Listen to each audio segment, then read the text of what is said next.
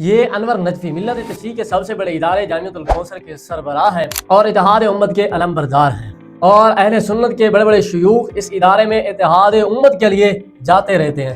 یہ جناب جلیل القدر صحابہ کرام رضی اللہ تعالی عنہم کی توہین و تکفیر کر کے بھی امت کے علم بردار بنے ہوئے ہیں۔ ان نسل پرست ایرانیوں کو حضرت خالد بن ولید رضی اللہ تعالی عنہ سے تکلیف یہ ہے کہ حضرت خالد بن ولید رضی اللہ تعالی عنہ کا ایران کی فتوحات میں مرکزی کردار رہا ہے، اور یہ معاملہ جلیل القدر صحابہ کی عزت اور ناموس کا ہے۔ جب خالد بن ولید رضی اللہ تعالی عنہ پر زبان درازی کی جاتی ہے بلکہ امت مسلمہ کی بنیادی عقیدوں کو چیلنج کیا جاتا ہے، یاد رکھو ہر نرم بات سچ نہیں ہوتی اور ہر جذباتی تقریر حق نہیں ہوتی۔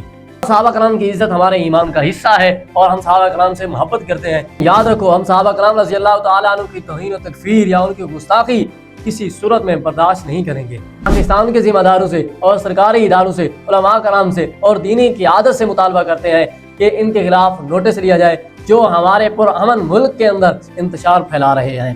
اللہ تعالیٰ سے دعا ہے اللہ تعالیٰ ہمیں صحابہ کرام اور اہل بیت کے نقش قدم پر چلنے کی توفیق عطا فرمائے۔ تمام دوستوں درخواست ہے آخر میں ہمارے فیس بک پیج اور یوٹیوب چینل RS رضوان کو سبسکرائب کرنا نہ بھولیے۔